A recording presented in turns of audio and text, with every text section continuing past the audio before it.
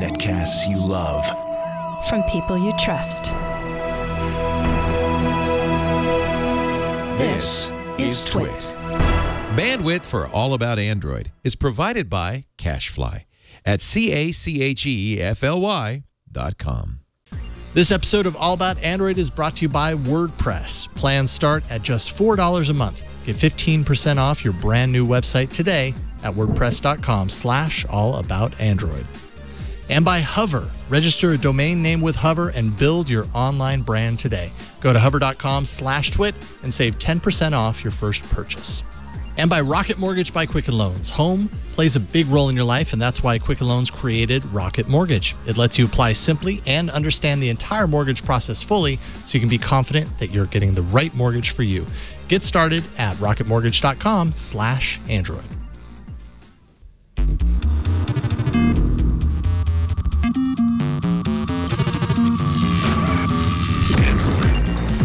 Hello and welcome to All About Android, episode number 344, recorded on Tuesday, November 21st, 2017. We're your weekly source for the latest news, hardware, and apps for the Android faithful. I'm Jason Howell. I'm Ron Richards. Oh, almost. There we go. Oh.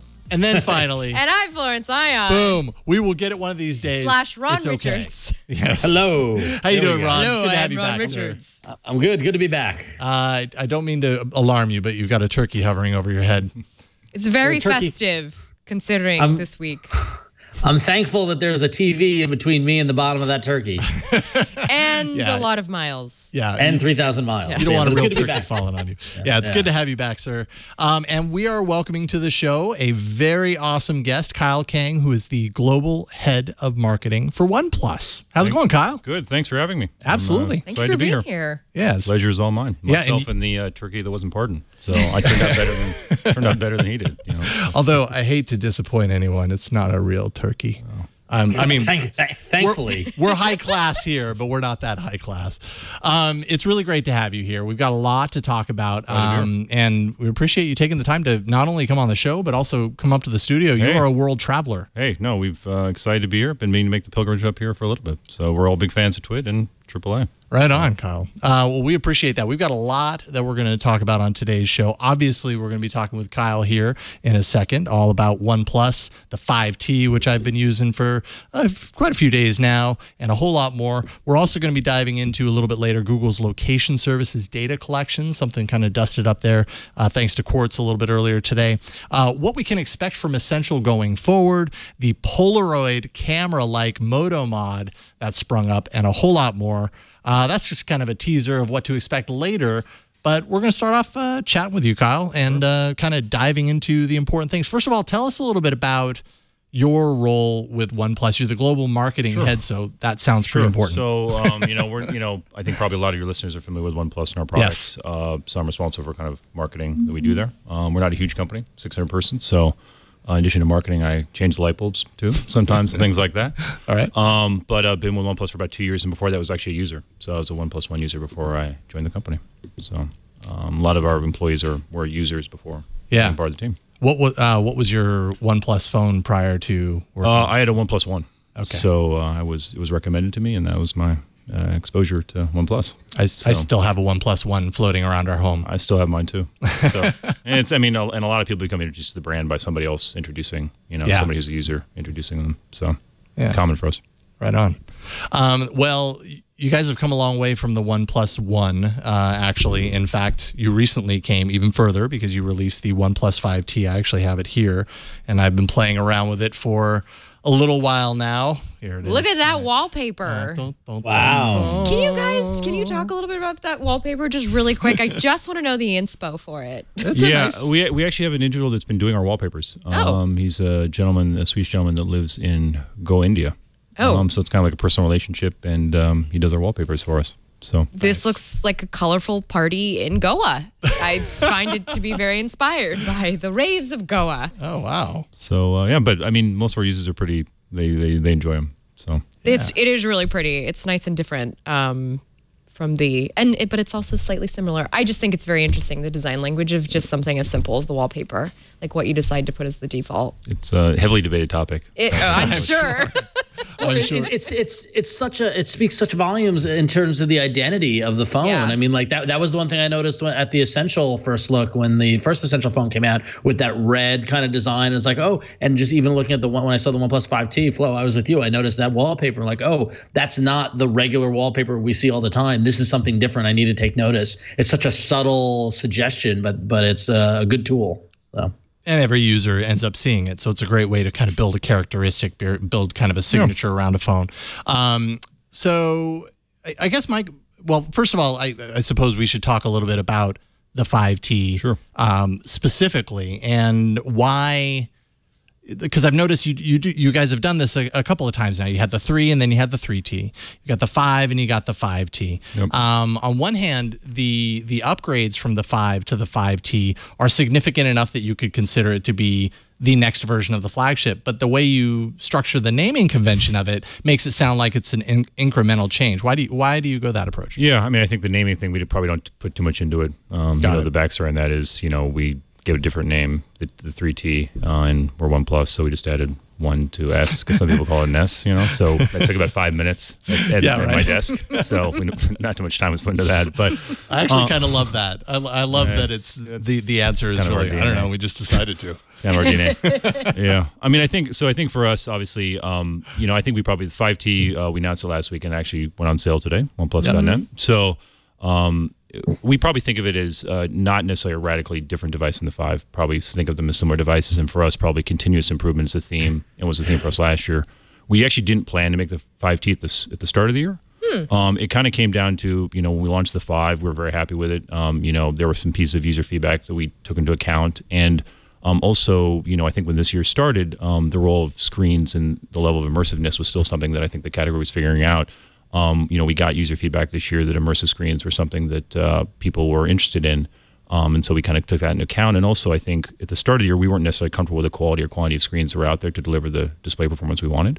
So I think through the course of the year, we looked at it and we decided to make this change. We're a small company, but we make one single device, so it allows us to move pretty quickly if we want to do a change like that. So, will this be across all spectrum of devices, or are you guys going to continue to practice this sort of like, I mean, I feel like that's kind of the game, well, not the game, but the way things have panned out for a lot of manufacturers. Like, they'll do the big flagship for you guys is the summer, and then the sort of the premium add-on phone. Yeah, I mean, I think we're a little bit of a simple company where I think our focus is kind of on product, not necessarily a business plan or a distribution plan, or necessarily we have maybe not that far along yet. I think for us, it's just we can move somewhat quickly. A half a year later, we decided to make some tweaks. And so I think that was kind of the thought behind it.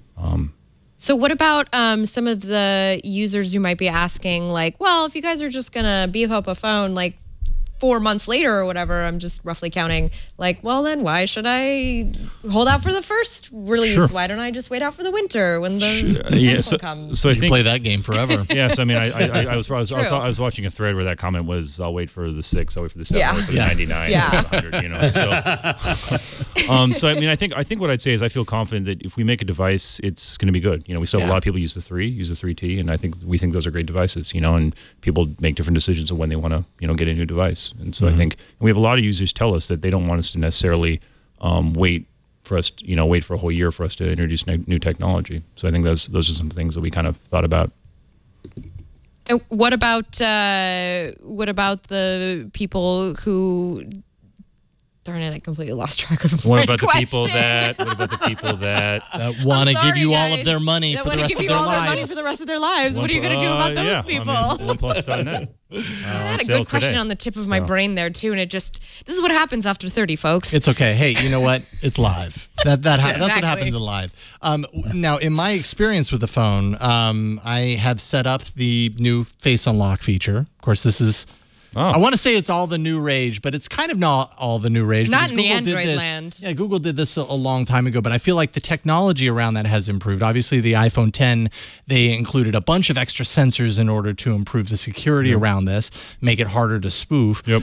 The old Google version was very easy to spoof. You just put up a photo and it would trick it. But this Face Unlock, you can't do that. I had a really great selfie of me, you guys, and it was an awesome selfie. And I tried to trick it and it wouldn't work. Why? What's going on there? Yeah, I mean, and I think the thing think for us is the reason we added this in the first place was obviously one of the form factor changes was we have a fingerprint sensor on the back now. So we made the change to go to the larger screen, and that was we thought about this a lot, and I think the placement of the fingerprint sensor and the performance of it is what our kind of users expect from us. So we see kind of this face unlock feature as an incremental feature for convenience to unlock the device. Basically uses the camera, has 100 identifiers on the face based on spacing. And so that's kind of our approach is about kind of like speed and user inconvenience. We've definitely tested it for themes, but it's more about convenience than necessarily security, probably. Yeah, it's really fast, I have to say. I mean, I think every time I'm about to put my finger on the thing, it just kind of unlocks. Nope, sorry, buddy. I already saw you. Don't worry, I got you. You're in. 0.04 seconds. So yeah, I mean, I think in the last week when we showed it to people at our launch event last week, I think people have been impressed, surprised with the performance. But that's really great, though, because there are other bigger manufacturers out there that have not really been as successful in their I mean, I just think it's great to hear like a small start, like you guys are a relatively small startup and kind of like have this tech. I mean, why put so much like prowess in this particular feature and not like, I don't know, some other element of the phone? I mean, I think for us, it's just part of kind of an overall theme of kind of usability, you know, and kind of convenience. And I think the original fingerprint sensor was about that too, right? Speed, access to your device, convenience. So I think it's kind of consistent with that, and that's an important theme for us, I think. Yeah, I mean the changes that you've made really clean up the device. Obviously, moving it to the back makes the display more of a feature. I'm always really interested in OnePlus's continuous dedication to the 1080p as opposed to ramping up the display, which I think is actually is a really smart move because, I mean, to my eyes, like, and I feel like I have pretty critical eyes when it comes to displays, I'm willing to make that sacrifice, for lack of a better word, especially considering the fact that you guys are pricing it at $500 instead of $1,000, and it just doesn't seem that necessary to upgrade that. Yeah, and I think, you know, the screen performance and the people are really positive about the 5, right? Yeah. And I think there's a question about 1080p, and it's funny when we've tested this device, we actually showed it to people without telling them what it was and asked them to guess. And a lot of people have guessed it was maybe, you know, a different technology. But I think we feel very happy about the performance. The response we've gotten very positive, and also for us, I think we've optimized it based on kind of the software as well, and also, you know, for us, it's the right representation of performance. Where if you maybe go up, there's more of a battery drain. Right. For us, it's kind of an overall theme of performance and what really matters. And so I think we factor all those things in. Right. I mean, your phones, the way I sort of like pitch them to maybe people who aren't as familiar with the Android world is they're just really good value. Like, or at least that's what I see to be the consistent is the idea of just offering like, you know, a high quality, a display that's not going to eat up your battery. Like, yeah, it looks pretty, but like, do you really need Quad HD on you at all times kind of thing? Yeah. I mean, I think for us, it's kind of about the overall package itself, right? How everything works together, and I think that's an important theme for us. And I think also we're probably a little bit of a different business model, where as a small company, everything kind of goes into product. You know, we sell directly to users in the United States. There's probably not a middleman, you know, so a lot of costs that go into channel aren't there. And so I think we try to, that's factors into kind of the whole proposition for us. Yeah. What about security updates? That's top of mind for a lot of people is how, you know, and more it seems like people are becoming aware of the need for security updates, and it's not just the nerds that, you know, the nerds that follow it closely. It's more people, more of the general public understands that these updates are important. What is your commitment on OnePlus's side for these devices? I mean, I think for us, you know, we try to, especially with software, we've tried to kind of versus talk show. And I think over the course of the year, people have been pretty happy with us in terms of the timing of updates. We kind of reorganized the organization to get things out a lot quicker and sooner. I think people responded well to that. The 3 and the 3T are kind of on the same software schedule, and the 5 and the 5T are as well. So I think we've made some good improvements there, and I think people have appreciated that. Right on. We actually got some folks who knew that you were coming on. They wanted to ask a quick question, so I'll throw those in here real quick, and we'll move on to some other very important OnePlus topics. First of all, Matt Robbins on Twitter says, will the 5T support Google Assistant trusted voice wake with screen off and lock screen enabled? Which I was like, well, yeah, it must do that, but I tried it myself, and I couldn't get it to work to do that. Screen on. So it has to be screen on. Yeah, and I think that's common. I'm pretty sure that's common with most devices. Okay. I think. Well, yeah, I mean, I know maybe with the Pixel devices you can do it with screen off, but maybe that's a proprietary Google thing on their devices. You know, they like to save some of the really great things for their own phones. So that possibly could be that. Bixby works off screen. Okay. But that's and that's Samsung's technology, and that's Bixby. Throwing that in there, just and that's all I Bixby can't speak for does. Bixby either. So. Yeah, just throwing that in there. Bixby can wake up and then not give you any information. So there it is. Sorry, Kyle. I have a quick question about just going back to the whole like direct sale to consumers. Do you guys feel at all like not having the carrier partnership is stagnating things? Or Yeah, I mean, I think the thing for us is we're not necessarily wedded to it. I think for us, what it comes down to is kind of like the proposition on product. And actually, we have some carrier partnerships in some other markets, UK, Scandinavia, and also a pretty strong relationship in India with Amazon India, where things have gone really well for us. And I think if we find a partner that kind of shares our vision, not adding costs to the cost of the device, bloat going on top of it, dual SIM, we're definitely open to partners that kind of share our philosophy. So Yeah. We also got questions from our listener/viewers about Verizon compatibility. Can you speak on that? Yeah, so right now the phone is GSM. So I mean, and that's kind of that's been the approach so far. And so for this device, carriers in the US that are GSM, it's we recommend compatibility for that. So we definitely taken feedback. We're aware of that, and so I think. For us, there are some costs that come with certification. I would imagine so. Yeah, that would be Todd Parker emailed that question, and he's just like, I want OnePlus. I'm on Verizon. Do I have to just give up? And apparently, like right now, that is the case. But I think we're all holding out hope that you'll be covered on all the 4 U.S. carriers. So anyways, the 5T, I'm going to be spending a lot more time with the 5T over the course of the next couple of weeks so that I can give it a good review on this show. We'll come back and revisit it. But so far, I'm really liking the changes. I think you guys made some really great changes here.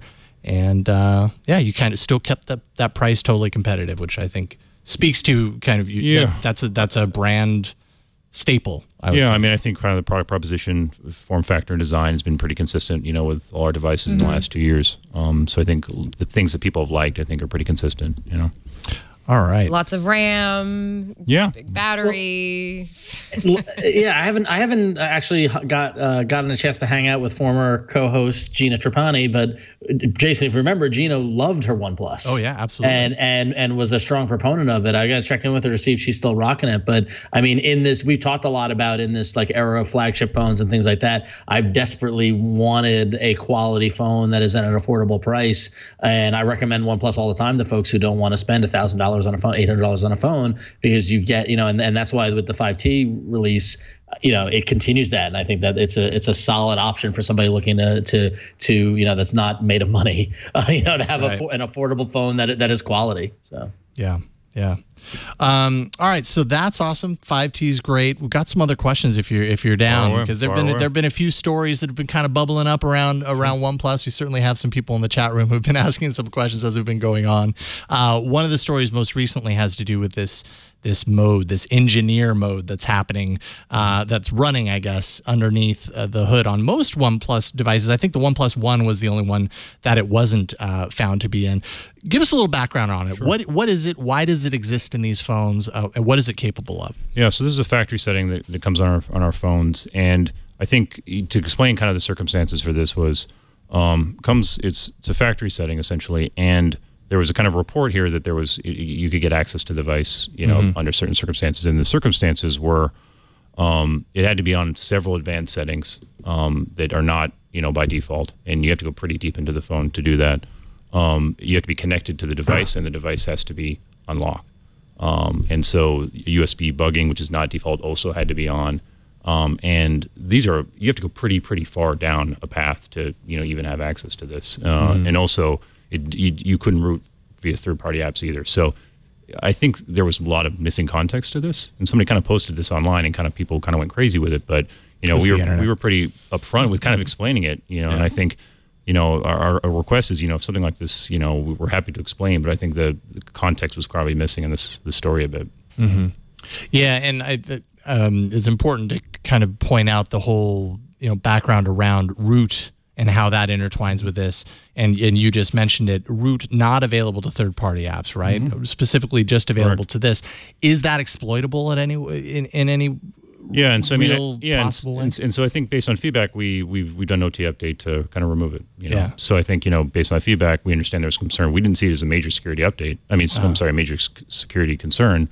But based on concern, we removed it. But also, I think we didn't see it as a major security concern. And I think when you have that context, it's it's a different situation. Is it hard to remove the mode entirely, or is there no reason to remove? I mean, I think it's on there for factory settings. So we with an OTA we took it off afterwards. Okay. So. All right. Let's see here. The last month, I've got just a few things here. Last month, OnePlus also was called out on collecting some usage data from the devices. That included, if I'm not mistaken, MAC addresses, Wi-Fi information, telephone numbers, a number of personally identifiable information. Obviously, very sensitive. It makes that data personally identifiable. Have there been changes? What kind of changes have been made to address that? And I mean, I'm sure you can understand why people would be concerned about their privacy from that regard. Yeah. So in this one, we have a user experience where basically we do gather information and we look at an aggregate to test performance. And so I think for us, when we've gathered information, is solely to kind of look at performance of our phones. It's not going to third parties. It's not doing anything towards advertising. That being said, there was a mistake where the opt-in to the user experience wasn't on by default. So that was our mistake, and we acknowledged that, and we did an OTA for all those phones, and for anybody whose data collected, we deleted that data. And so we made that change, but I also think that information we were only looking at in aggregate, and we do it solely for kind of looking at performance of our devices. So I think we try to be pretty open in terms of the circumstances for that. And I think for us, we're happy to, we kind of explain this. The intent wasn't bad. And I think for us, all we're trying to do is make devices that perform well. Right. Intent wasn't bad, but the optics, obviously, of that. Yeah, and I'll say, communication certainly can be better. So, but I think on any of these things, we want to make sure we explain it correctly, but we also ask that, let us explain, kind of the circumstances. Sure. And the data that was collected prior to that, that's all gone? Yes. That's all been ejected. So anyone that was concerned about that, there you go. And then what about future devices? I mean, in this day and age right now, people are just so hyper focused on this, and I feel like we've seen this not just with OnePlus, but we've seen it with a reasonable amount of other phones where there's this. I don't know. The people are having a hard time understanding why this information needs to be shared at all. But you're saying it's to improve the performance of the device. What is there has to be a balance to be struck there where you guys get what you need and people don't feel like they're kind of offering up information that they don't want to be offering. Yeah. So, I mean, I think there's an opt-in to the user experience. And I think for people, for us, knowing our kind of philosophy, and we try to be pretty open about this, is we're very focused on making good product and performing that performs well. And I think we feel confident putting our devices up against anybody in terms of speed of performance, smoothness. And I think so we get a lot of user feedback from different sources, and I think that's kind of our philosophy. There's not some business plan of advertising. There's not some walled garden we're trying to build. We have a very simple, philosophy of just trying to make the best Android flagship phone. And any input we got goes towards that. Right on. And then let's see here. This is actually really good news. Back in June, XDA, well, okay, this part's not the good news, but I'll get there in a second. XDA had called OnePlus out for some benchmark stuff that was happening. And, as I was reading it, I couldn't tell if it was manipulation of the benchmark data or if it was just, I think OnePlus's stance on this was, we're not manipulating the data, we're just treating the benchmark as taking a look at the best possible performance the phone could actually do. Some people saw that as manipulation of the data, but that's changed with the 5T. Is that right? And I think on that one, we tried to, we explained our philosophy where I'm not sure, and to be honest, I don't think benchmarks is necessarily the best way to judge performance of the device. Personally, I would agree. Yeah. And so I think for us in this situation where we're trying to basically show was the performance of the device, and I think for us, the question on RAM always comes up is, do you need this much RAM in your device? And I think for us, the use case scenario where you do use it is, a power user has a lot of apps open at the same time, and we don't want any lag, in any situation, user situation. So the benchmarks were kind of emulating that. And I think once we explained that to people, some people maybe didn't agree with that, but they understood the logic behind that. Just because there were so many questions around that, we changed it, for the 5T. So. Is that changed for any of the previous devices? Like, have any changes been made to address that on the previous devices? It was only on the 5. It was the 5. Okay. And so, and again, I think probably some communication could have been better. But I mean, I think in all of these, I think when people hear our explanation, there's logic, and it makes sense. But the thing I do worry about is, especially on kind of the first topic we're talking about, is I do worry there tends to be a little bit in the tech media of desire to take information and not have complete information and kind of run with it, you know, towards maybe getting web traffic and things like that. And you know, I think it's, you know, we're happy to explain kind of the circumstances, but I think on some of these, there's a bit of, you know, driving towards clickbait. Yeah. Well, that's a sign of the times as well right now.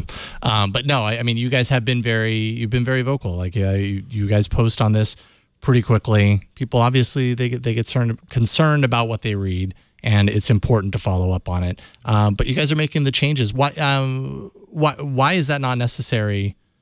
What existed in the 5T and what was happening in the 5T, why is that not necessary in the 5T? Or sorry, what happened with the 5, why is that not necessary in the 5T? And how does that change things when people actually do put these through those tools? Like, yeah, I mean, and again, to be totally honest, this is probably a little bit my personal opinion, but I don't think benchmarks are necessarily the best way to judge the performance of the device. I think, you know, you doing your review and people kind of doing these things is the best parameter. I mean, usability. Usability is important. So I think just to kind of avoid confusion, we made the change. We changed it. So right on. Cool. You guys have any questions? I feel like I've been rattling off a bunch here.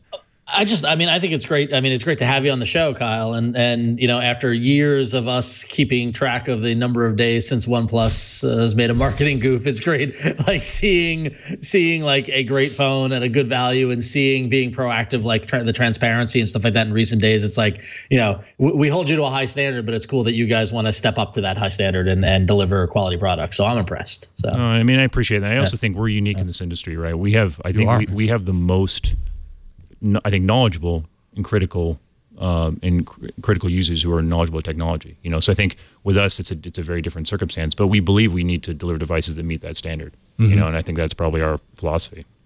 Yeah, I mean, I would say your core users, at least right now, as you're doing direct marketing, at least here in the state, your core users are people who care to know a lot about Android. You know what I mean? Yeah. Like you're not going to walk into a carrier store and find a OnePlus device. So that means that your core users. Or am I wrong? Well, no. The one thing that's interesting is I think as we continue to grow, more and more people find out, right? Yeah. You know, I think with the 5, there was a high percentage of people who hadn't owned a OnePlus device before. You know, and I've walked into several carrier stores in the U.S. and I talked to people, and they're familiar with OnePlus. You know, so I think word spreads, and I think we appreciate the support from users. You know, I think we appreciate the feedback. We take it, you know, seriously, and I also think we benefit and we appreciate the fact that people find out about OnePlus via word of mouth, right? You know, if we meet the standards that people expect of us, they'll help spread the word, and that's the most effective marketing for us. I do ask, like, this maybe, but I do sometimes if I'm like at the airport and I see a person with like a OnePlus, like, how did you find out about that phone? And they're usually like, oh, my friend told me it's a good one. Yeah. So. I remember when I had the OnePlus One, which I loved. I still, it's a fantastic phone, especially for its time. That was a great phone to come out of the gate with. I remember specifically being at a grocery store and pulling out my phone and using it and having like the butcher on the other side of the counter be like, what phone is that? It was totally like a commercial. I was like, but what phone is that? I was like, oh, well, it's the OnePlus One. And he was like, wow, I've never seen this before. I was like, wow, I feel like I'm in a commercial right now. But no, you guys make awesome hardware. And personally, because we've been talking about OnePlus since the beginning, and we've seen the progression from, like Ron was saying, you know, the early days where there was some marketing issues to say the least, and you know, we definitely talked about that. You guys have emerged out the other end, and I think I've been really impressed with how quickly you guys, I don't know the right word, own up to things as they bubble up and try and get out in front of it, and also kind of have the attitude of like, we are who we are, and we've got the devices that we got, and it speaks for itself, and we hope that you like it. Yeah, I mean, I think that's kind of our philosophy. At the end of the day, you know, I think we matured a lot in the company in the last 2 years. Yeah, I would agree. In areas in terms of service and some other areas, but for us, we're still very, very focused on product. You know, that's what we spend the most time on, and I think that's what we expect to be judged by. And for what it's worth, I noticed that sort of like, I mean, I don't know what other word to use, but maturity, like in the phone, like just as with every iteration, it just becomes like more and more polished and less of like an enthusiast's phone and more of just like, this is a phone that competes with all of the big commercials out there. Yeah, I mean, I think, you know, I think as more and more people, you know, and we're finding, I'm talking to more and more users that don't necessarily fit that kind of early tech adopter profile, where I think at the end of the day, we believe the phone's performance is great. You know, we believe the software is becoming a comparative advantage, you know, in terms of usability. And I think, you know, I think it's a phone that's relevant for a lot of people. They don't necessarily fit, maybe the core, tech early adopter. Right. Ron, I think you have a good kind of wrap up here. Yeah, so building on that, we've talked a lot about we've seen hardware startups pop up on the scene. OnePlus, we've seen Nextbit, kind of arrive and then get acquired by Razer. We've seen Essential kind of burst on the scene. I know from my personal experience working at hardware startups, hardware is hard. It's very difficult to actually kind of get traction and get in with a base. I think you guys, like we said, you're not in carrier stores, you're doing direct sales, you're spreading by word of mouth. But for you as, kind of global head of marketing, what is your approach to growth for OnePlus? Like, what is the vision? I mean, I imagine you want everyone to be using a OnePlus phone. How do you get there? And I know that's a lofty question, but I mean, are you seeing the trajectory going in the direction you wanted to? And kind of what does next year and beyond hold for OnePlus? Yeah, I mean, I think I'm lucky enough to be marketing head of a company that makes really good product, right? And so I think I have that benefit. And I think we believe we continue to make good product. The rest will come. But I think we're a digital brand that was kind of born digital, and so I think we do a pretty good job of talking to users. I think if you look at maybe our Instagram account, it's got 2x the engagement of Samsung, and so I think people of our users that fit a certain profile are used to kind of being talked to and engaging with a brand, in digital environment. And I also think we've got some pretty good proof points. I think in India, this year if you look at the premium category, which is $400 and above, we've been number one. Yeah. That includes the big guys, right? Yep. And I think that market's maybe a little bit different where users are a little bit more used to a direct purchase, and they're fans of Android. But I think we're happy with the way things are going. Yeah. And I think we're patient. We're not. I think is if we continue to make good products and people hear about it, so it may be an interesting marketing thing. Marketing activity here or there, so. Hey man, after I've worked in marketing, I know how hard it is. So hats off to you for you're getting those kind of benchmarks and getting that engagement and getting those kind of results. Yeah, I guess there's a fine line between a very successful marketing campaign and it just tips over the other side. Oh God, what's going on right now? What's happening? Yep. But you guys are doing a fantastic job, and I mean, always when I'm talking about recommendations for phones, OnePlus is part of that conversation, and I think that's for sure. kind of the point, right? You guys consistently do high quality hardware for a totally an affordable price when you compare it to the competition, and that there's a lot to be said for that, especially considering you guys are relatively new on the scene. So congratulations on everything you guys are up to. Thanks for having me. Appreciate the support. Yeah, absolutely. Thanks for having me on. Kyle Kiang, OnePlus.net. If you haven't already been there, you should check out the site and find yourself a phone or whatever. Anything you want to end with? No, I mean, I know there are a lot of listeners on the show that are OnePlus users and whatnot, and so we appreciate their support. We appreciate their feedback. And I think I think that's kind of who we are. So I think we'll continue to grow, but I think we will continue to make sure we make devices that satisfy the most demanding users. Right on. All right, thank you, Kyle. Thanks for having me. Taking your time coming up here. And maybe next time we'll actually show the photo of you and I standing next to each other, and the fact that we are pretty much the same height. We're pretty much the same height. There it is. 2 tall guys and a turkey. What? Yep. Wow. That happened. Wow. Look at that. Thanks, Kyle, for joining us. And before we get to the news, we're going to take a break and thank our first sponsor. We want to thank WordPress for sponsoring this episode of All About Android. And listen, we know that building something new, something that other people connect with, it's a lot easier with the right tools. That's why we're excited to have WordPress.com as a sponsor. We use WordPress.com every day, and let me tell you, whether you're looking to create a personal blog, a business site, or both, creating your website on WordPress.com helps others find you, remember you, and connect with you. And trust me, I've been using WordPress for years, and when they say you don't need experience, they are right. I didn't have any experience 10 years ago when I started using WordPress, and WordPress has helped me to build and cultivate a website. I didn't need to hire anybody. WordPress.com guides you through the entire process from start to finish. They take care of the technical side, so it's easy to get your site up and running. And they've got hundreds of beautiful designs to choose from. In fact, that's my biggest problem using WordPress is I spend hours looking at all the awesome designs, and it's hard to pick the one I want because they're all so great. You also get built-in search engine optimization and social sharing, and their business plan lets you access hundreds of plugins and themes, and their customer support team is made up of WordPress experts eager to help you get the most from your site, and they're available to help 24 hours a day, Monday through Friday, and weekends too. Plans start at just $4 a month. That's all it costs to get a website up and going, $4 a month. And you can go to WordPress.com and find out why 29% of all websites run on WordPress. That is insanity. 29% of all websites on WordPress. Clearly, they're doing something right. So get started today with 15% off a new plan purchase. Go to wordpress.com/allaboutandroid to create your website and find the plan that's right for you. That's wordpress.com/allaboutandroid for 15% off your brand new website. And we thank WordPress for their support. And now let's get into the news. Oh, yeah. You ready for the news, Victor? Because we're ready for the news.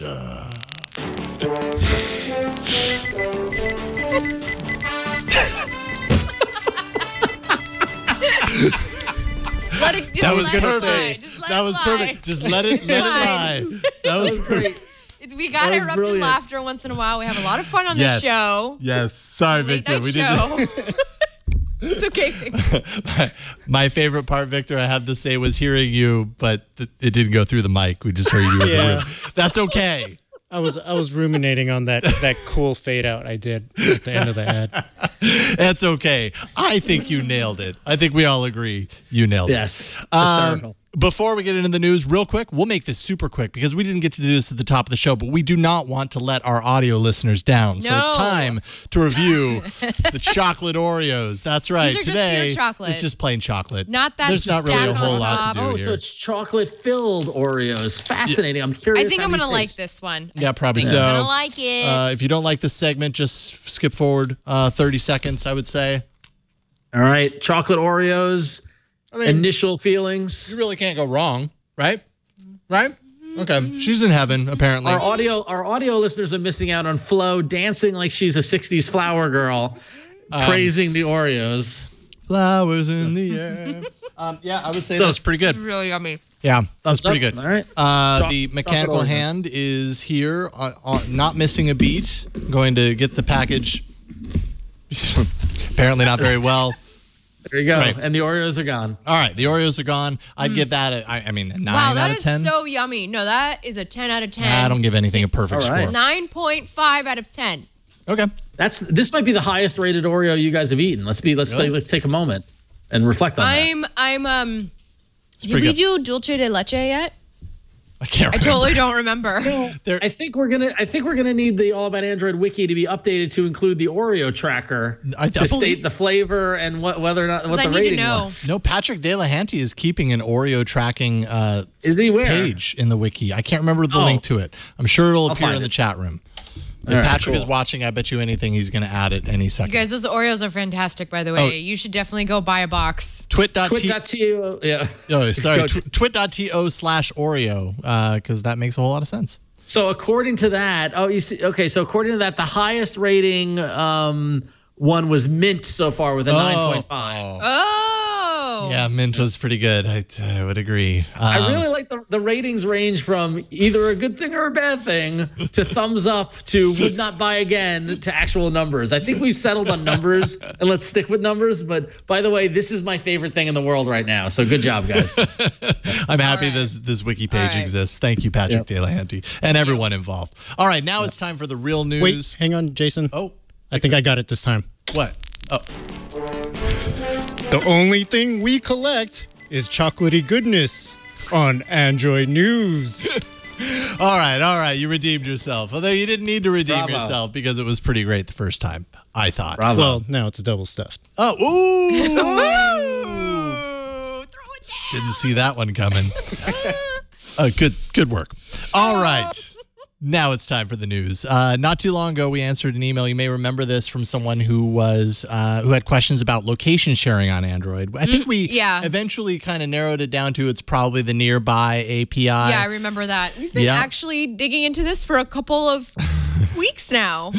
And now it's time to dig ourselves out because apparently, according to a Quartz investigation, they found that since the start of the year, Google has been collecting address information of cell towers connected to Android phones and sending that information back to Google, even when the location service toggle has been turned off. It's been happening since January. Apparently, there was a change to the Firebase cloud messaging service that ships with all Android devices, and along with that came this change. Google says that the data wasn't, in fact, stored on its servers. They said the cell ID codes could perhaps, and this is kind of what they were thinking initially, improve the speed and performance of message delivery, but they didn't actually end up integrating the Cell ID into their system after all, and as such, kind of basically weren't using this, except it was discovered by Quartz. They say they've discarded the information. They've stopped requesting it. Google says it's removing the behavior by the end of this month, so by the end of November. And that's as a result of the Quartz investigation. How do we feel about location information being shared on our devices even when we turn location services off? I don't like that because I turned it off for a reason.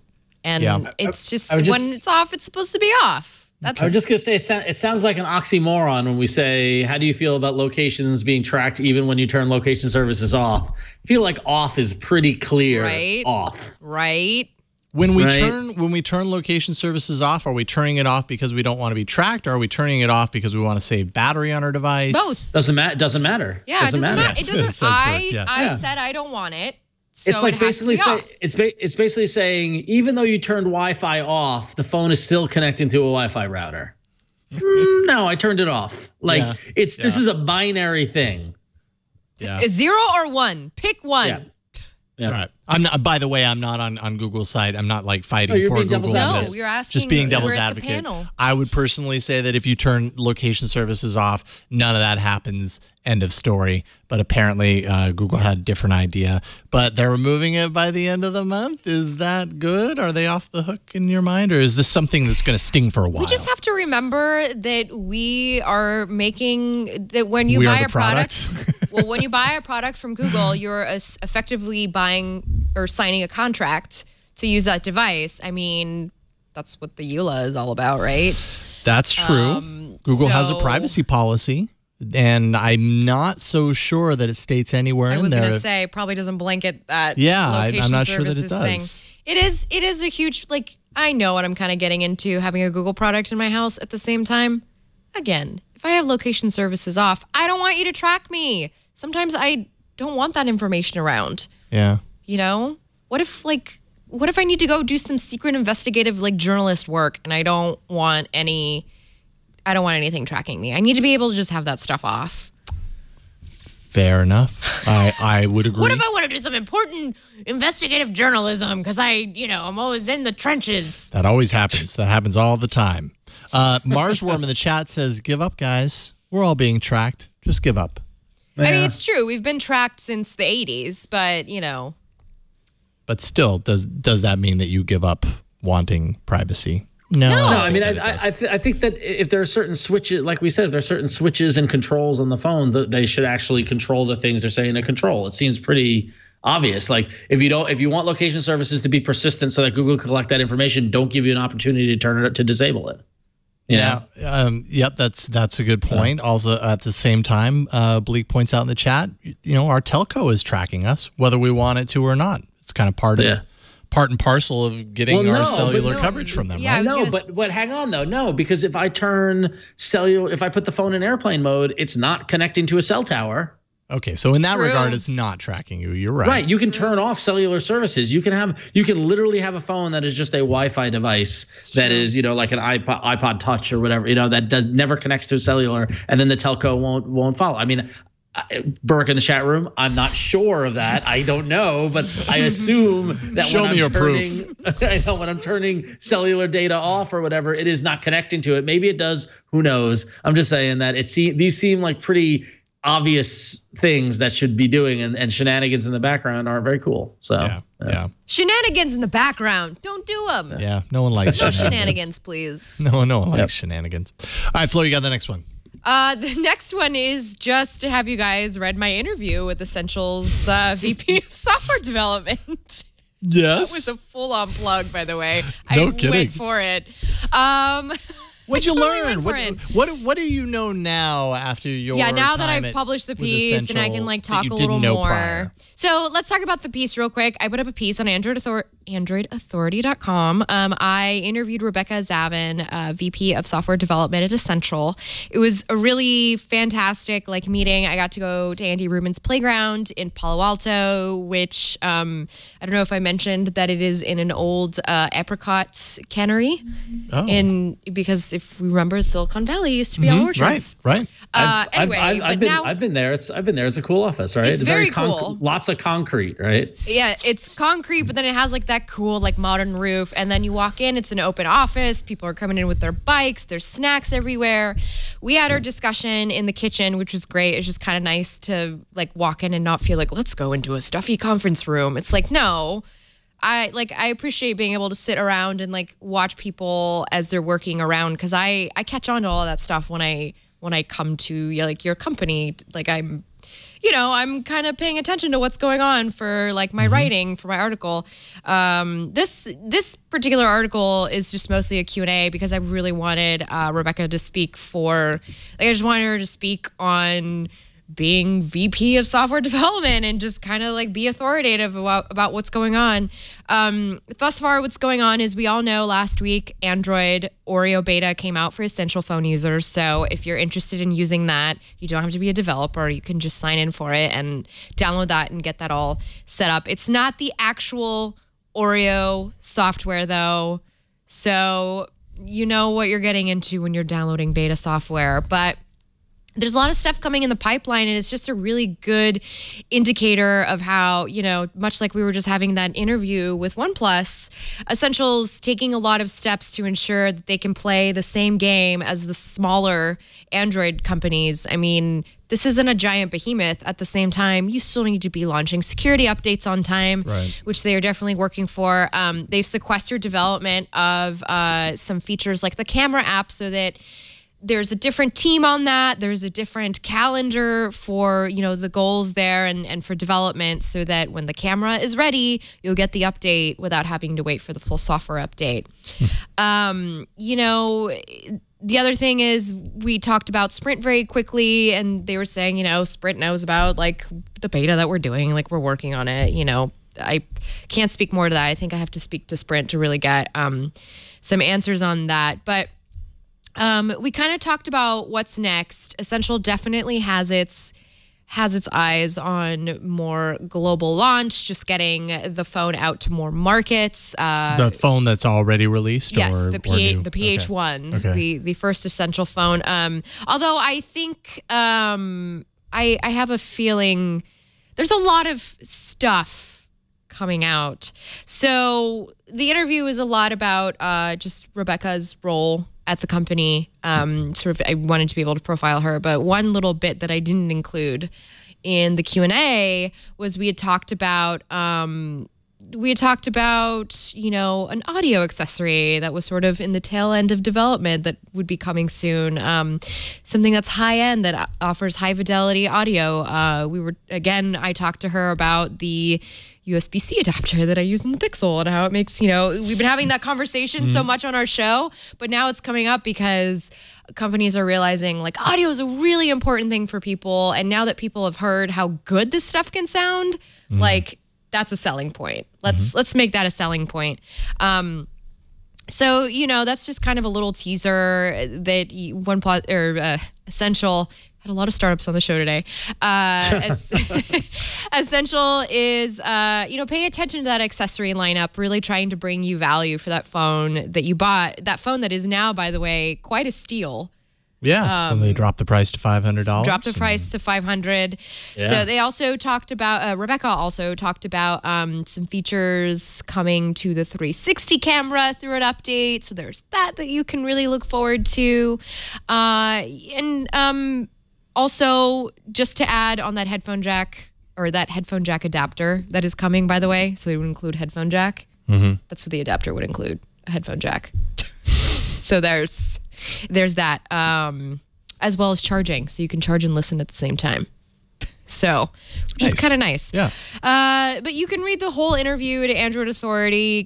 You can read more about how Rebecca, she came from Google, and now she's working on the insides of the operating system that runs on Essential. Oh, okay. So essentially taking that AOSP and tweaking it so that it runs properly on these phones. And I have to say one thing that Essential is particularly proud about is, and I know we've talked about this quite a bit, but it's just how empty the phone is. It is a beautifully empty phone. like you start it up and it is not, you know, bombarding you with carrier apps and with, you know, cleaning apps and free game trials and all this like stuff. It's just a clean phone, like 20 icons, I think they were saying in the initial reviews. And I look forward to that sort of experience. The fact that like now Google's offering this own like its own experience of Android is really what we're headed into with the Pixel. Now it's companies like Essential and OnePlus, I think, that are going to really, they're going to really appeal to an enthusiast or perhaps a person who just wants Android like the way it used to be, which is totally fine. So there you have it. I think I have to say I thought a lot about Ron actually while I was there because I just thought about like how we've had very polarizing ideas about Essential, and I came away feeling a lot more optimistic about it as a brand because I think when you go to the offices and you see like how put together it is and just, you know, how like serious and the people that have been brought over and the pedigrees of these people, it is a quintessential startup, and but it also it's more exciting once you go there. And I was so excited to see that your interview go up, and I read it and retweeted it and all that sort of stuff. I think that Essential in its heart is in the right place. And I think that they got a lot more right than wrong with the first phone. And I think that because of the problems with the first phone, whether with the camera or with the price point or things like that, the things that they got wrong, everyone, going back to what Kyle was saying kind of about this, you know, kind of the environment we're in and reporting on things and like on companies and the like, I think people were very, very hard on them because it was built up to be this, like, it's going to be like the angels are going to sing and this is going to be the second coming of Android and all this sort of stuff. And then it's like, oh, how much is the phone? Oh, the camera does what? You know, like that sort of thing. And to read about what they're doing and how they're working to evolve it, like I think they're, you know, first at bat, they hit a double, maybe a single. You know, they didn't ground out. It wasn't a flop. It wasn't a fire phone. I think that they definitely have a home run in them. It just might take a couple swings. Yeah, Bleak has an interesting point. Says Andy Rubin overhyped it, and that's why they got smashed in the press. I don't know if Andy Rubin overhyped it. I think everyone overhyped Andy Rubin talking about it. That's exactly what I was going to say. The Godfather of Android is releasing his own phone. This is like, I know it I'm is guilty a of that. great, absolutely. It's a great angle to sort of. All he did was show a picture of the phone in his pocket. If you remember, he never said like. He never said this was going to solve everything. God, that Andy Rubin, how dare he show a phone in his pocket? I know, the phone he's been working on for however long. How dare he teases it? Because I've decided to take this entire segment to plug my article shamelessly, Andy Rubin liked the tweet. Wait a minute. Nice. What would Andy Rubin say if he said, I like that tweet. I like that tweet. I felt very validated. We actually got an email. Oh, I'm realizing I didn't put the name of the email. Oh, I like that tweet. Oh, hi Andy. I'm happy you logged on just to tell us you like that tweet. I just wanted to stop by to tell you that I like that tweet, Flo. All right, see you later. I'm going to get back to making the PH2. Right. Gotta go. Email from somebody that I didn't write down their name says, I wonder about the long-term prospects for Essential. It's great to hear about frequent software updates that seem to have addressed most of the big issues people had when the phone first came out, and the availability of a beta for developers with support for Oreo is promising, but having a great phone at a great price won't mean much if those updates stop coming. Should I be concerned? Is the fact that versions of the phone in the stellar gray and ocean depths colors are still coming soon an indicator that there's more trouble here than meets the eye? Do you expect there will be new Essential phones coming? I expect there will be new Essential phones coming. I don't think they're a one and done. Remains to be seen how successful they are with those devices. But you're right. Those two colors are still coming soon. We've yet to see any other snap-on, whatever they call it, other than the 360-degree camera, although you say that there's another thing coming out, but I seem to remember them saying there's going to be so many accessories and third parties, and we've heard nothing about any of that.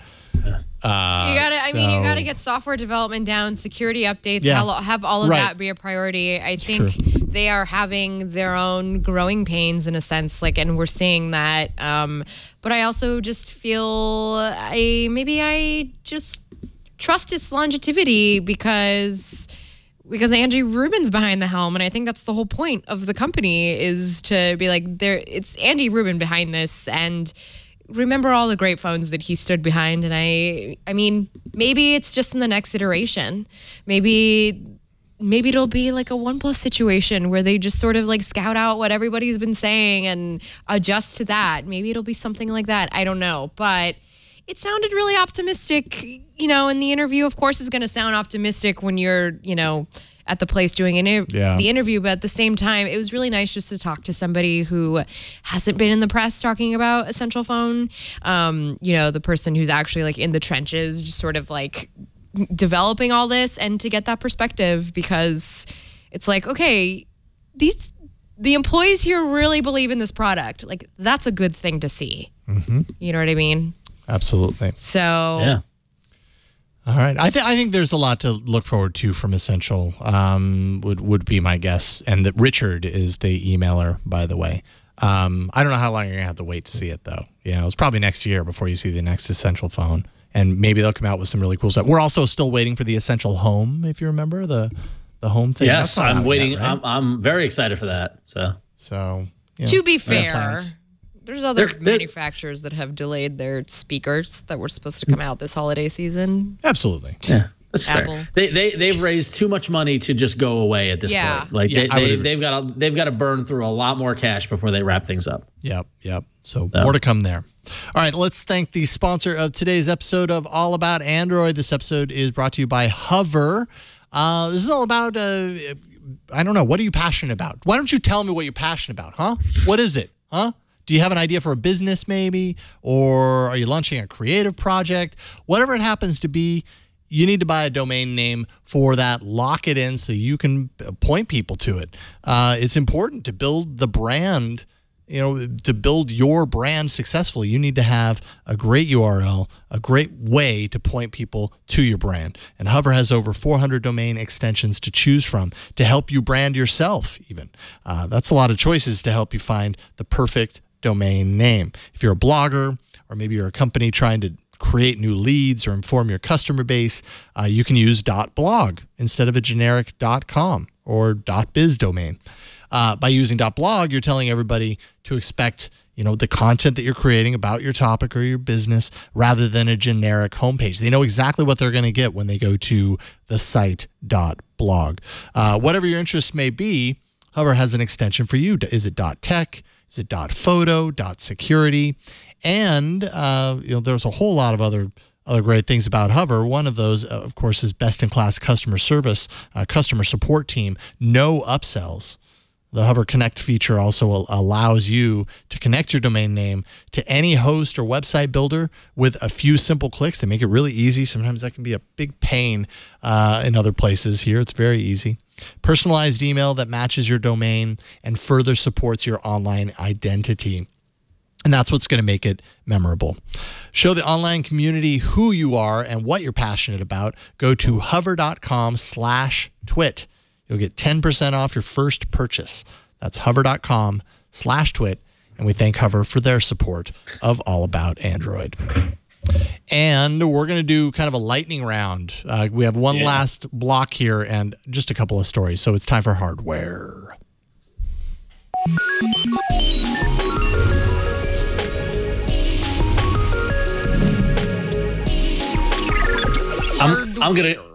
I'm gonna go off script and add a little to this story that's not planned, but apparently I'm on the Moto Mod beat these days. Tell us what you know about the Moto Mod beat. Listen, the latest on the Moto Mods is that so there's a new Moto Mod called InstaShare Printer by Polaroid, and this one, honestly, kind of awesome. Yeah. It is a photo printer that attaches to the back of your Motorola phone. And it prints out photos from the phone using the mod. It uses zero ink paper for smudge-proof 2-inch by 3-inch photos that have adhesive backsides. So basically, it turns your phone into a Polaroid camera, which is kind of awesome. No word on how much the paper refills will cost, and you don't need to shake the paper in order for it to develop. They're actually $10 a pack. Sorry, so I own two of these printers. Okay, I want one. The Moto Mod printers, you do?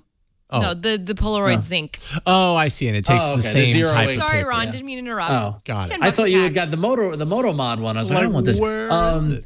So the only downside of this great news is that it costs $199.99 to get this mod, which I feel is on the pricey side, but it's a printer, so I don't know. Sorry, they're $23 now for a pack of 50. So $23 for a pack of 50, that's a lot. This is a lot. You got to admit, this is pretty darn cool. Yeah, I mean it's cheaper than the Polaroid, because I always follow this Polaroid stuff because I try to hold on to my millennialism. Sure. Hey, Flo, I'm gonna let you in on something. Polaroids are not. I know. Are not millennial. In fact, I would say Polaroids go back at least. They go back at least to Gen X, if not even older. Yeah, if not even further. I think we all want the nostalgia factor of a Polaroid camera, and Polaroid is really interesting because Polaroid has done they've done kind of digital cameras that didn't really work. They put out one of those little GoPro 1 inch by 1 inch cube cameras that was Polaroid branded. It's kind of like what happened with Nokia, where the Polaroid brand just was slapped on a bunch of things. They've seemingly lost the instant photo business to Fuji. I think I bought my nieces those Fujimax cameras last year for Christmas, and they were taking pictures and printing out those little things. So I'm glad to see that they're trying to merge the nostalgia and the analog printing of Polaroids with phones through this modular thing. Maybe you don't want to carry the printer all around, but you're going to a party one night. I'm going to bring the Polaroid printer camera. We're going to have a great time. I think that's very cool. $200, hard pill to swallow at that price point. Yeah, I was going to say $200 plus the sheet packs. And then I would have liked to see the Instax. Instax format added to this, so I can print out just the actual card-sized Polaroids that have become all the rage with that Fuji Instax that you probably gifted your nieces. I'm worried about the proprietary nature, because that's why I stopped using the zinc photo paper. So, but I don't know. I think this is pretty neat. It is.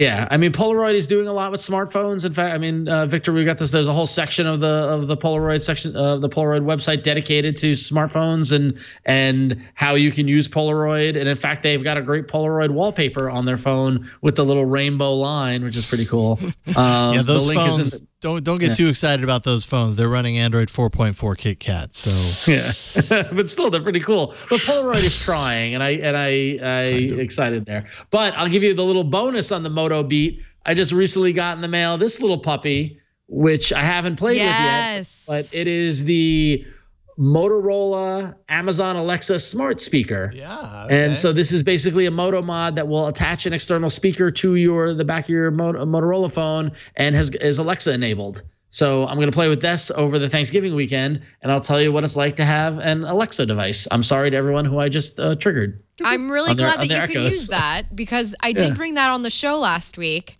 and it didn't work for me because you require a SIM card for it to work. And I have a phone with exactly. a SIM card. So I'm very much looking forward to your on-the-go thoughts. I will report back maybe in a week or two. So, maybe Jason, I'll email. Well, maybe we'll do it next week. It'll be great. Blast everybody away with your loudspeaker on the public transportation. And if you really annoy people because the music is so loud, then it's Can you get service down there? Oh, that's a good question. They can if you annoy people, if you're on the subway or the train with your Alexa powered smart speaker and you're playing in public, people can just say, "Hey, turn down the volume," and the speaker will just do it because it's smart. Stop. So, Hey, stop. You actually don't have to say "hey," by the way, with Amazon. You just say the name. Because I mess it up all the time because I say "hey." Wah, wah, wah. That's what we need. Instead of muting it when we say it, just get the peanuts. Wah, wah, wah, wah, wah, wah, wah. By the way, Verizon is having a half off all Moto Mod sale right now. You can get the. Please buy them. I know. Get that, please. I can get that Polaroid printer for $100. That'd be great. But that's not on here. It's not on there. No, but the Hasselblad camera mod is. The Kate Spade power packs are only $40. They're actually really great. The projector Moto Mod is $149, down from $300. Anyways, we've got some Quickie and apps. Yep, Quickie and apps. Let's do it.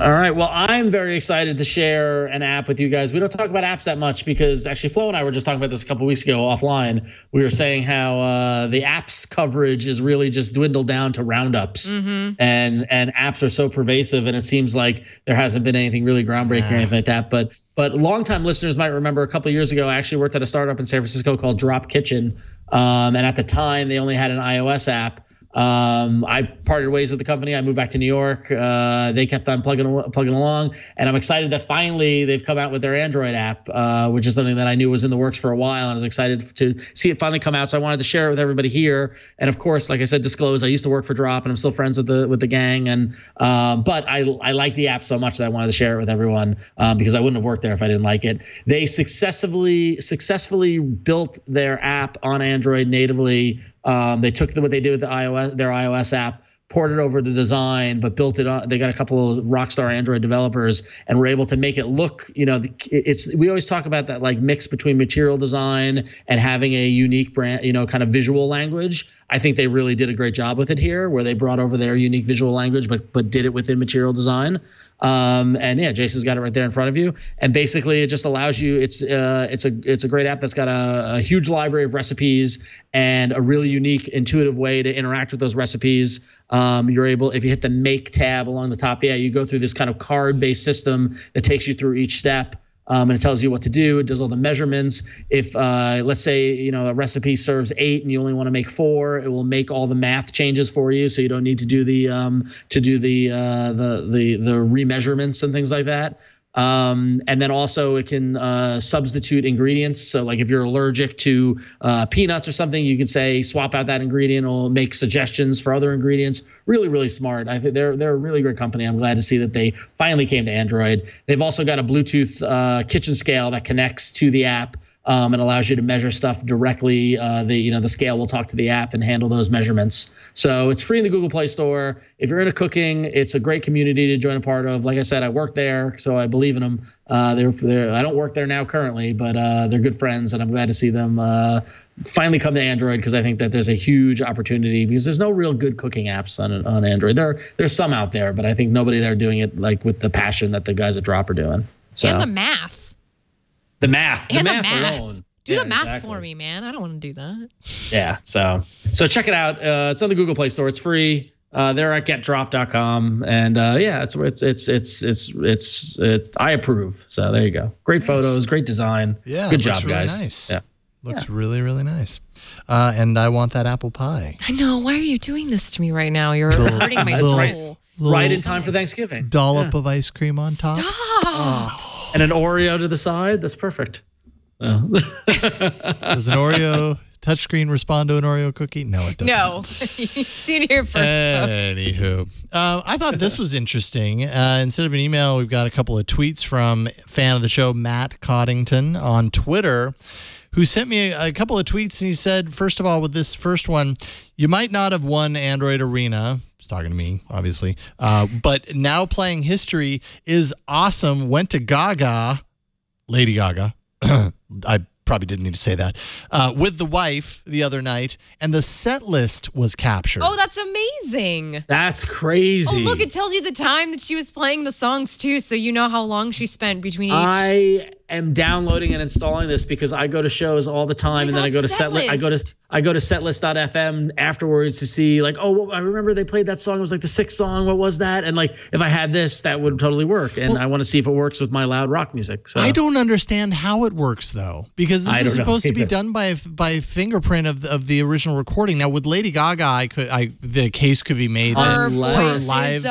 amazing live. She's so is that they've got the track playing underneath it live, and that's what it's picking up the fingerprint of. I'm wondering that about her, but voice. then he also tweeted, and it's, if you go to that same thread and you scroll down, you'll eventually find it. He said, I was at a benefit show today, and one of the bands played this song, now playing Picked It Up Without a Problem, trippy indeed. And the song was Blue Monday by a band called Orgy.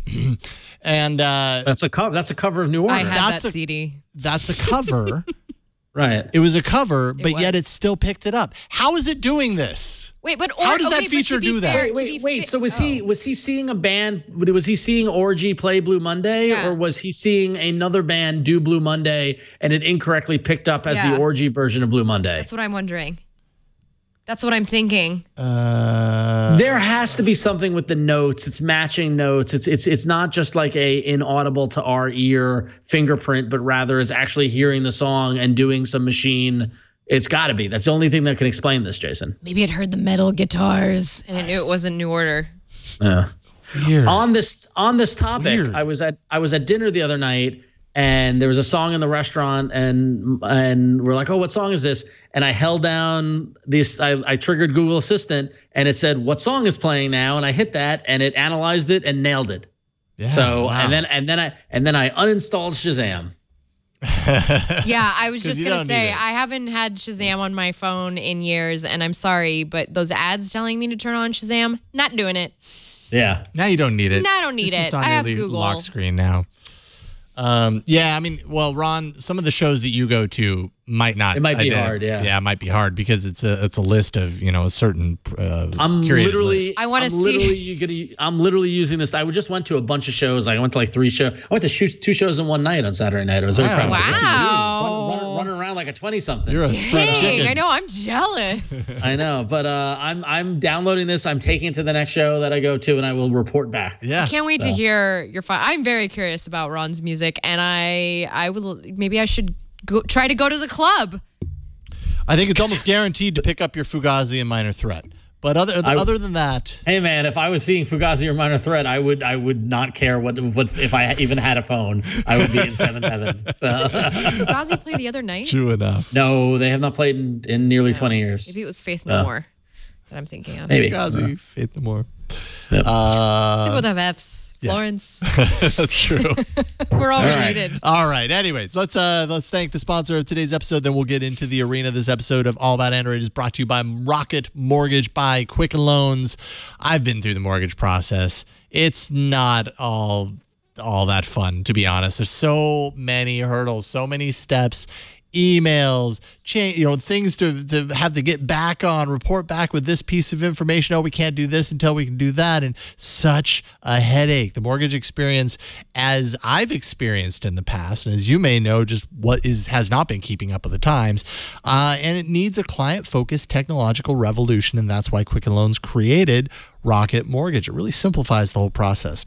Rocket Mortgage gives you the confidence that you need when it comes to buying a home or even refinancing your existing home loan.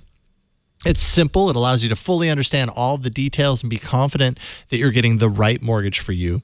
It's convenient. Their trusted partners allow you to share your financial information with Rocket Mortgage at the touch of a button. It's also powerful. Whether you're looking to buy your first home or your 10th, Rocket Mortgage is able to perform thousands of calculations in seconds based on your income, your assets, your credit. Rocket Mortgage can analyze all of the home loan options for which you qualify and then find the one that's just right for you, simplifying the whole process. Rocket Mortgage by Quicken Loans. Apply simply, understand fully, mortgage confidently. To get started, go to rocketmortgage.com/Android. That's rocketmortgage.com/Android. Equal housing lender, licensed in all 50 states. NMLS consumeraccess.org, number 3030. And we thank Rocket Mortgage by Quicken Loans for their support. And now, it's time for the arena. So many enter, but only one lives. Android Arena. That's my World Wrestling voice. It's a great voice. I'll be honest with you. That's one of the. I mean, Jason, I like a lot of things about you, but the fact that you can quickly switch into that announcer voice is amazing. I agree. I agree. I was born this way. That's Sorry. a Lady Gaga song. Thank you. Yes, All right. I'm happy you caught that. All right. Of course I Of course you did. Last week's poll, episode 343, and you placed your vote. Yes. Oh, look finally. at you. Although All right. Monument Valley 2 is one of those that like you bring in. That was- You're pretty sure. Although, Flo, you gave me a run for my money with Be My Eyes. And guess what? I used it. Yeah, that's like right, 2 you days did. after, I had like a 15-minute phone call with a woman who I believe was living in the South. She had a Southern accent. I didn't see her face. I only saw her hands, and I went and I helped her sift through her junk mail. So I helped her find the coupons and read the expiration date on the coupons, and then I told her which coupons were good and which ones were bad. So it was a very collaborative experience. Wow, That's nice, community. like 15 minutes, It takes a village. It does, and I just realized like this woman has no idea like that she's just using this as a utility. Like she just saw it in whatever app store she was in and was like, this is a utility for me. I think that's kind of what it sounds so cool. Sounds like its purpose is, and if that's working for people who need it, that's awesome. I think it's just super cool. And so you should still download it even if you didn't vote for it, just because it's cool, and that's all. So then you helped her out, and like how did that call end? It was like, oh, okay, that's it. All right, see you later. Yeah, we just got to the end of the stack of mail, and she was like, well, thank you so much. You know, Yeah, just welcome. like, thanks so much for the time. You know, That's awesome. person's going to be super helpful. Like, you took 10 to 15 minutes out of your workday to help them sift through their junk mail. Like, that's so cool. You know, and, you know, you have to, like, be patient. But at the same time, it's cool that you can just do this quickly in and out. Yeah. Every day. Fantastic. Love it. All right. Cool. Stats. All right. Stats. So that said, in the arena through 47 weeks, Flo is currently sitting pretty in first place with 128 points. I'm taking the sting of missing a week with 120 points. Jason's climbing out of the basement with 113 points. Climbing out of the basement. And the guests are now in last place with 112 points. And not having a guest tonight is going to hurt that guest. So it's only a few weeks left in the year. Can Jason or I catch up with Flo? Let's find out with Flo's app for this week. That's right, Flo. Well, yeah, I couldn't remember. Is it usually the person that was out the last week or the person that lost? No, it's the loser. It's the loser. All right. I am the loser. So, Flo, you've got a pretty good app, though. This is a good one this time around. I almost went with it. You guys, I went completely obvious today, and I chose Animal Crossing Pocket Camp. But let me explain to you why I chose it. Because first of all, I was a huge fan of Animal Crossing. It's just a fun game. But I stopped carrying my Nintendo 3DS because I don't want to carry it. I can't. This is usually what I have on me. And I'm very excited to see, you know, I just recently purchased a Switch, so I've got this whole new like Nintendo world that I'm building around me, and I'm kind of coming back into gaming, and I just really... You've been playing the new Super Mario. Yeah, I finally beat Bowser last night, and so... I'm so jealous. Wow. It was a complete impulse purchase, by the way. It was just like, I need something completely first world to perk me up this weekend. I'm going to play Super Mario. But I'd say that's a good pick. But at the same time, I've been just sort of noticing like where Nintendo's going and how it's trying to build its niche in this new mobile world. And I think that I really like this synergy that they've created between their console games, and now they're coming out with mobile games. So the one that we have tonight is Animal Crossing, which I'm going to start up right now. And actually, I can take Oh, sorry. I was starting it up. So it will remind you a lot of, let me make sure that this is not super bright so that you guys can actually see what's going on there. There we go. So you will notice a lot of similarities between this and the DS version. Obviously, the animation, nothing has changed. The game mechanics, a lot of it hasn't changed. You still like go up to trees and shake them to take out, you know, fruits and the sort. This one has goals. Now, this game isn't completely free. It's freemium, which means that if you want to, you can pay for bits here and there. Otherwise, you have to kind of wait around the same way that you kind of had to do with Miitomo. But it's a mobile game that you're supposed to be able to jump in and out of.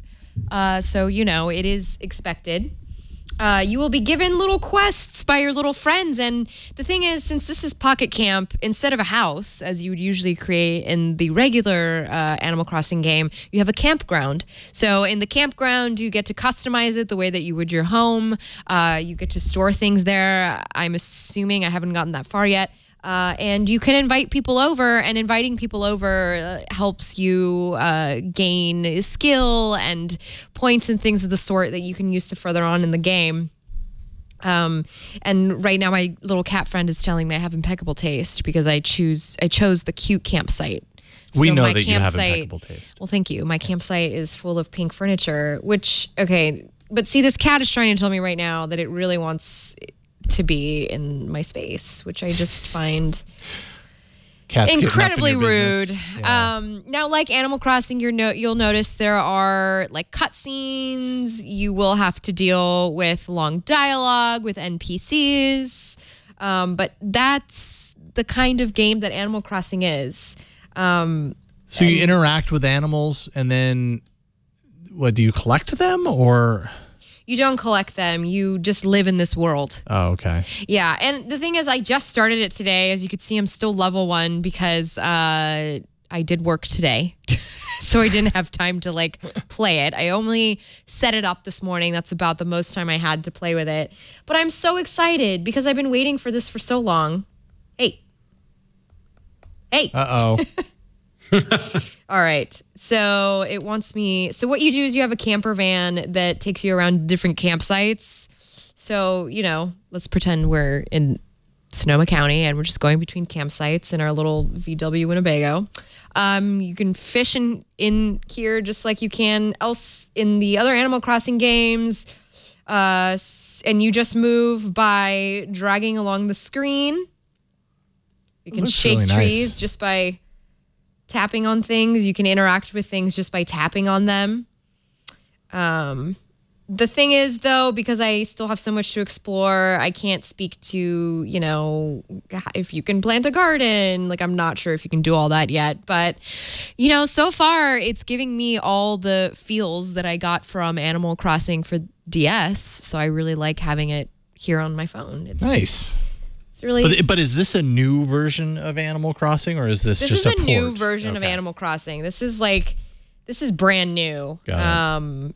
So it's not just a port of the DS version. It is not a kind of port. This whole- is very different because I see Nintendo is trying really hard to differentiate to give a reason for you to buy its console games because I'm assuming, I haven't covered games in a long time, but I'm assuming that's where kind of their bread and butter is. Yep.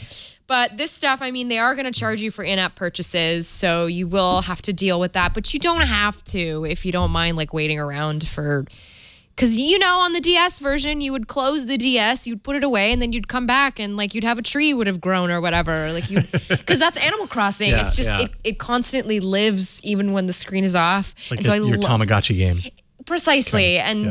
I grew up with those games anyway, so this kind of really taps into that. It's super fun thus far. I'm really looking forward to diving more into it, and I'm glad that Nintendo's back in my life. Nice. Yeah, it's nice to have Nintendo on the mobile side of things. I think. Well, just because I've been living a lot of Nintendo lately, but it's just kind of nice because, sometimes things are really hard and you just want to lose yourself in a game at the end of the day. I want to lose myself in that Super Mario game. Every time I see it, I'm like, I need to go there. I need to. I know this is live slightly that. off topic, but I just want to mention a friend of mine said his 5-year-old son had no problem beating it. So it's it's very accessible for kids. Cool. So just You're FYI. giving me too much reason to get a video game console. I know, but it is. I don't have time for that in my life right now. Dang it. Animal Crossing Pocket Camp. Free to play. Freemium. Right? Freemium. Yes. Yeah. Okay. Go to the Play Store and you can find that right now and get to playing. All right, Ron, I have your app installed. Cool. I'm realizing that I didn't end up doing the audio thing, but I'll just turn it up really loud. Okay, So well, it'll yeah, be just fine. because we want to do. So we talk a lot about Google Assistant. We talk a lot about Bixby over at Apple. We talk about Siri. Have you ever wanted a voice-controlled assistant that was not developed by one of those major companies? Maybe was open source. Maybe was super lightweight and customizable. Well, wait no longer. It's called Say. It's called Say. SAIY, and it's actually a rebuild of the app that was previously called Utter, UTTER. If you remember Utter, yeah. So the developer of Utter rebuilt Utter from the ground up, renamed it to Say, and it's basically an open source Google Assistant type app that you can use on your phone with no hooks into any major company type thing, and you can customize the heck out of it. right? So just a quick rundown of what it can do. It does a wake up phrase. It will talk to you. You can control your phone. You can control, Wi-Fi and Bluetooth and airplane mode and all that sort of stuff. You can have it search the web. You can choose the search engine it searches. You can have it post to Twitter. You can have it read back to your text message. It does all the things, it does all the things those other assistants do, but it's completely developer driven and open source.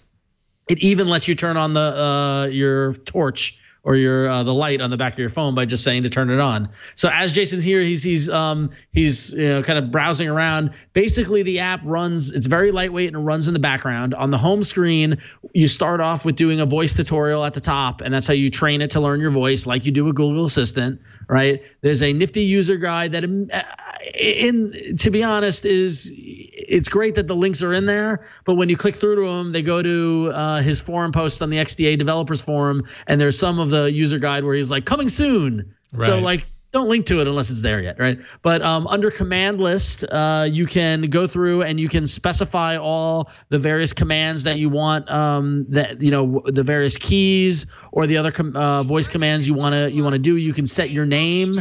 You could have it call you something every time. Currently, it's set to call you master, but you can change it to whatever you want. Nice. And it basically works. It's just an open source voice assistant app. I'm impressed. I could go through all the custom. If you hit on the menu, the hamburger menu, there's customization under custom. Yeah, isn't this crazy? A lot of commands. So yeah, go to hit the hamburger menu and go to customization. You could get lost in customizing this sucker, but yeah, that first one, custom name, you can change it to say Jason. It could be J-Dog. It could be whatever you want to whatever you want to go by. What's up, J-Dog? J-Dog. J Diddy. Yeah, so there, we'll do that. You could change the intro when it responds to you. You could tell it what you want it to say to you, and you could set different ones and use them randomly. It is so cool. There's so much that you could do with this. And of course, it's got Tasker integration, so you could have it. When you have certain events that are happening via Tasker, you can tie them into say and control them that way. If you want the open source life, this is the one you want to. This is the one you want to use. That's what it boils down to. So nice. So it's called Say. It's free in the Google Play Store. There are ads. You can donate via in-app purchase, and that will turn off the ads if you want to support your developers as well. I love the fact that there's a guy who is doing this. He's committed to making an open source voice assistant. So different levels to donate. You can buy him some coffee or buy him dinner and that sort of thing. 10 coffees, even. As we say, as Flo says often, support your devs, and I strongly support that. I bought him a beer, so Say, it's free in the Google Play Store. If you want an alternative to the Google Assistant or to Bixby or any of the other ones, check it out. So that's awesome. I'd never heard of this before. Yeah, love it. But now you have. Now I have. Now what will I do with it? It's called Say, S-A-I-Y, and it is free. Say away, say away. No, it's not called Sale. It's called Say. All right, mine is not in the Play Store. Sorry, can't go to the Play Store to get this app. Oh. Because it's an app store in and of itself. If you speaking of, it's funny that you mentioned open source, Ron, because mine is an app store that if you care about just open source apps, that's all you want to install on your device, or maybe you have a device that doesn't have Google's official Play Store on it or whatever, and you want a third-party app store to put all that, the apps that are open source on there, then maybe you've already heard of F-Droid. But F-Droid is a marketplace for free and open source apps. So I'm actually really kind of curious if I go in here and do a search for Say, if Say is in there. But the reason I'm mentioning it now, F-Droid has been around for a long time, and they actually pretty recently, earlier this year, did a full redesign of the app and kind of brought it into the material design world and made it look, oh man, the old app was such a pain to use. It was not pretty. It was very ugly, and as a result, you just didn't want to really hop in there and use it. They've completely changed the whole look and feel of everything, have these nice, big graphics, kind of nice carousel to it. Let's see. I'm actually curious to see if Say is in here. S-A-I-Y. Why? No, not yet. 9. All But right. it will be, I'm sure. But you can, like I said, if you are interested in having an app store that limits you to just those free and open source apps, of which there are quite a few, you can go in here and you can jump into it. Let's see here. I'm just going to find one at random here. We'll go into this. If Photo Manager was updated 4 days ago, you can tap to install here. I mean, it has, pretty much most of the same kind of hooks that you get from a good App Store, the Play Store. I'm trying to find one that has screenshots because some of them do. And you can go in there and take a look at the screenshots down in the carousel down there. And, it gives you a list of all the permissions that are required and everything that you need. But, I would say this is a good alternative App Store resource. There are a lot of App Store, alternative App Stores out there, and it's commonly, the kind of thing where you're like, well, which ones can I trust? I know I can trust the Play Store, and the fact that F-Droid is dedicated to free and open source apps at least gives me a little bit of extra peace of mind to it as all, because it's all being scrutinized. It's in the open source world, so everybody has the ability to take a look and see and to vouch for these things. So, but it's a great app and you should check it out, especially now that they've done the redesign. If you want to find it, it's f-droid.org. You do sideload it, so it's an APK that you install. You sideload it. You can read up all about it. It's been around for years, so you can trust F-Droid. And it's worth checking out. Now that they've redesigned it, it's a really great app store to have as an alternative source for finding great apps for your phone. So that is F-Droid, and that is free. And that's what we have for the arena. If you want to vote, go to twit.to/AAA poll 344. Twit.to/AAA poll 344 and place your vote. Is it F-Droid? Is it Sei? Or is it Animal? Sei. Or is it Animal Crossing Pocket Camp? What is it, Victor? What do you say, Victor? Wow. Okay. Victor's for the open source. All okay. right. There it is. Excellent. Sei gets its vote. However, Animal Crossing is out front right now. I mean, it did just come out today. Yeah. What were you going to say, Victor? Oh, never mind. I thought you were on mic. What were you going to say? Say Nothing. He was gonna speak with his vote, which is what we ask you to do. So please do that. Twit.to/AAA poll 344. And that's it. I think we actually, for the first time ever, ended our segment. No. Hurry, wrap it up. We're Don't not ended yet. Don't jinx it, my friend. We're not done yet. Okay. All right. We're all done. Hey, Ron, it's really great to have you back. Tell people where they can follow you.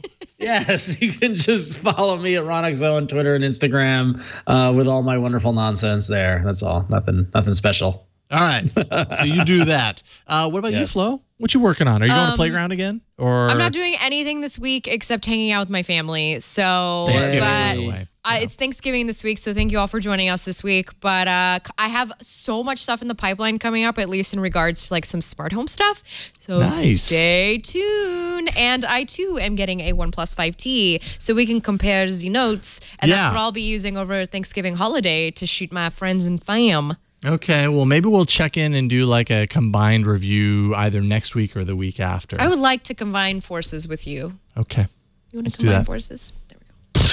Oh, I didn't hurt you, did I, with my Nope, rings? nope, Sorry. you're fine. You're fine. I normally wear rings, so it's okay. That's true. Victor, thank you for everything that you do. Really appreciate it. You're awesome. Thank you to this wonderful turkey above Ron's head here on the TV. Good turkey. You can find me at yellowgoldmusic.com. In fact, go to yellowgoldmusic.com right now if you want to help me out, because like I launched my Kickstarter for my new album called I Fever backed Dreamer. You did? I did too. Yeah. Oh, wow. yeah, Oh, I got you in guys on are- it. I backed the course. last one. I'm backing this one. You guys are awesome. Yeah. I'm a little nervous, I will totally admit, because Kickstarters, when you do a Kickstarter, it makes you incredibly nervous that you're not gonna fund. And if it doesn't end up funding, I suppose it's not the end of the world. But by God, I'm not gonna give up quite yet. So if you are interested in music and you want to back the project and make it sound even better, go to yellowgoldmusic.com. You'll find the link there for the Kickstarter, and here's some samples of the music from the album. And we'll go from there, okay? Together, we'll go from there. And thank you for listening to me. That's it for this week. Really appreciate you guys coming back each and every week. We had a fantastic show today. Leave us a voicemail, 347-SHOW-AAA, AAA@twit.tv if you want to leave us an email. You can find the show on Twitter. We are at Android Show. We're also on Reddit. twitAAA.reddit.com. Thanks to the moderator there, Kyle D, for keeping that up to date. Also, every app from every episode is listed at twit.to/Android apps, and we appreciate those that are keeping that up to date as well. Show notes and past episodes can be found at twit.tv/AAA, and you can find our episodes on YouTube, iTunes, Pocket Cast, everywhere you're going to find great podcasts. We should be there. And you can catch us live every Tuesday starting at 5 p.m. Pacific at twit.tv/live. That is it for this week. We'll see you next week on another episode of All About Android. Bye, everybody. Yeah.